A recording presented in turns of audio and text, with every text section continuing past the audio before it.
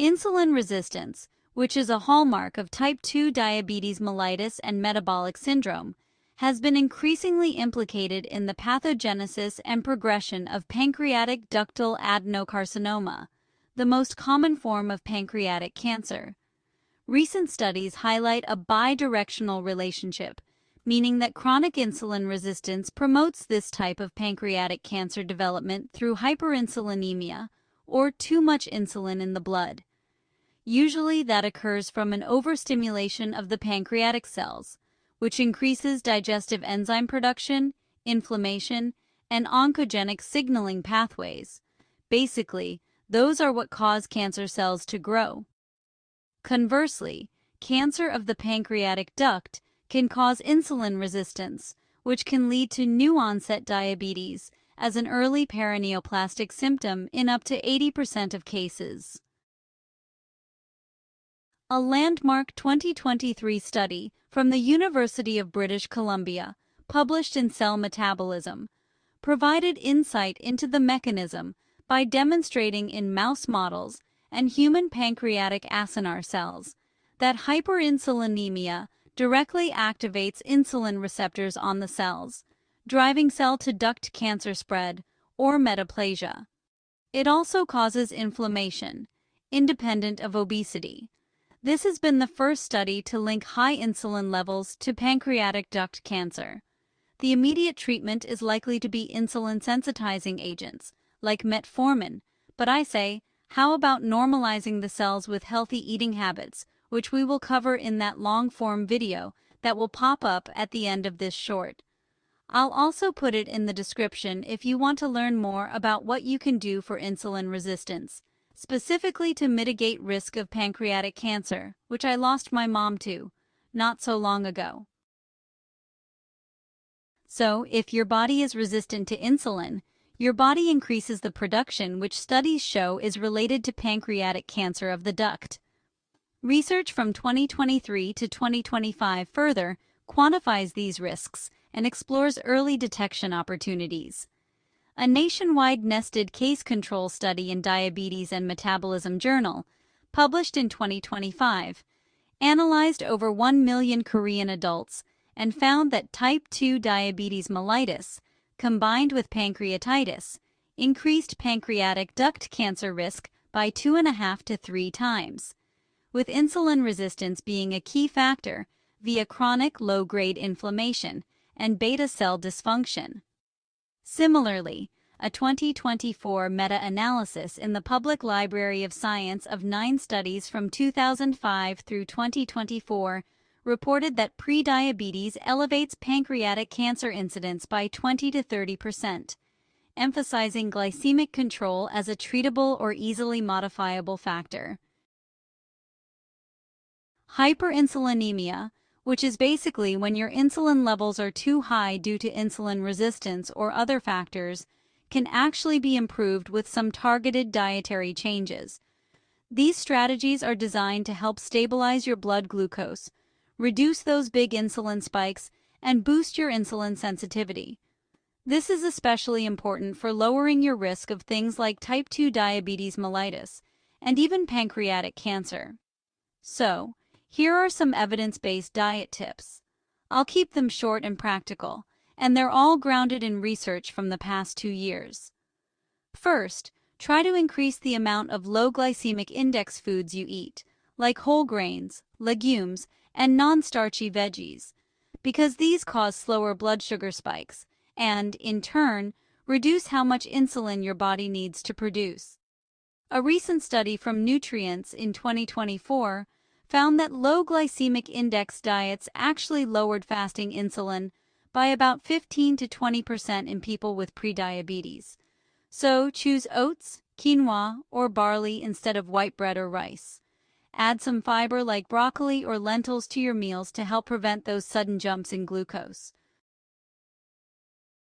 High sugar and refined carbs like soda and pastries can really trigger rapid insulin surges. There was a 2023 study in Diabetes Care that linked high sugar intake to a 25% increase in insulin resistance. So it's a good idea to swap sugary drinks for water or maybe some unsweetened green tea, and try to limit processed snacks. Instead, go for whole fruits like berries, which are naturally low in fructose. I just want to mention, I'll link my favorite ginger beer, which honestly tastes like a real soda treat, and I'm now switching to the Reed's brand over Bundaberg because loyal ones still noticed there was aspartame in the Diet Bundaberg. I'll put an Amazon link in the description if you want to give it a try. It's fermented ginger, and it's actually great for your digestion. So get off the Prilosec, which is known to cause kidney failure, and switch to some healthy ginger instead. You also want to increase healthy fats and protein, because monounsaturated and omega-3 fats like avocados, nuts, and fatty fish improve insulin sensitivity, while protein promotes satiety and stabilizes glucose. A 2025 Journal of Clinical Endocrinology trial found Mediterranean-style diets reduced hyperinsulinemia by 10 to 15%. So include olive oil, salmon, or almonds in your meals, and aim for lean proteins like chicken, eggs, or tofu to balance macronutrients. Soluble fiber slows glucose absorption, which reduces insulin spikes. A 2024 American Journal of Clinical Nutrition study reported that 30 grams a day of fiber intake lowered insulin levels by 12% in type 2 diabetes patients. So you want to eat vegetables like spinach, Brussels sprouts, legumes, and seeds like chia and flax seeds. Aim for 25 to 35 grams of fiber daily. Limit saturated fats, and avoid trans fats completely because excessive saturated fats like red meat, butter, and trans fats worsen insulin resistance by promoting inflammation. A 2023 Frontiers in Nutrition review linked high saturated fat intake to 20% higher insulin levels. So this is another reason to choose plant-based fats or lean meats. Always check labels to avoid trans fats in processed foods like margarine or packaged snacks. One of the most important practices that I can think of is be easy on your GI tract. Practice portion control and eat slow.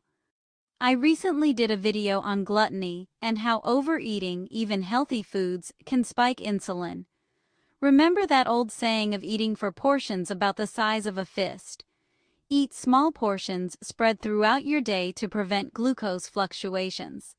A 2025 Diabetologia study found that time-restricted eating reduces insulin levels by 10% in pre-diabetics.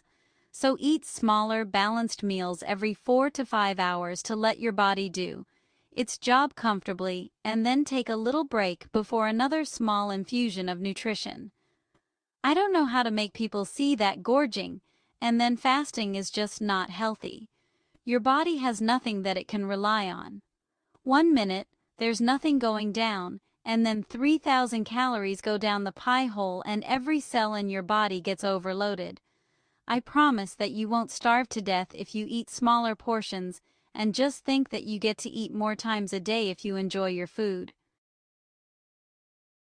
Incorporate anti-inflammatory foods into your diet because the chronic inflammation of the modern diet with all the additives exacerbates insulin resistance. Anti-inflammatory foods like berries, turmeric, and green tea mitigate this, per a 2024 Molecular Nutrition and Food Research study. I recommend using turmeric in cooking rather than capsules, which can cause liver damage in high doses. Snack on walnuts and drink green tea daily to reduce systemic inflammation. You'll be amazed at how many different conditions are lessened or resolved by removing inflammation-causing foods from your diet. Hydration. Adequate water intake supports metabolic health. Dehydration can elevate glucose levels. Regular blood glucose checks can help track your progress, especially for those at risk of type 2 diabetes or pancreatic cancer. It's important to pair your diet modifications with some exercise. You don't have to spend hours a day with rigorous exercise. As little as 2.5 hours a week of moderate activity is enough to enhance insulin sensitivity according to a 2023 Lancet Diabetes and Endocrinology study. So you can do 20 minutes a day or 35 minutes 4 days a week. It doesn't matter. Consistency is the key. Be kind to your body, and you will be amazed how you'll live a long, healthy life. Pancreatic cancers is one of the scariest to me because the prognosis is so poor. Pancreatic ductal adenocarcinoma is the most common form of pancreatic cancer and has one of the poorest prognoses among all cancers due to late diagnosis, aggressive biology, and limited effective treatments. As of 2025, if caught early in stage 1, the average survival is 20 to 30 months. Most are not caught until stage 4, which is metastases to at least one other organ, which is usually the liver. My mom was diagnosed with stage 4 and lived 30 days after diagnosis. So in my opinion, one of the best things we can do is be kind to our pancreas. Don't gorge ourselves and expect it to just keep up with the insulin demands. Help out your body a little. Give it small meals. Take a break. Don't load it up with sugar and fatty meats, and if you fall off the wagon, the body is very resilient, so get right back on track, and you can be one of those people that manage to avoid the big C.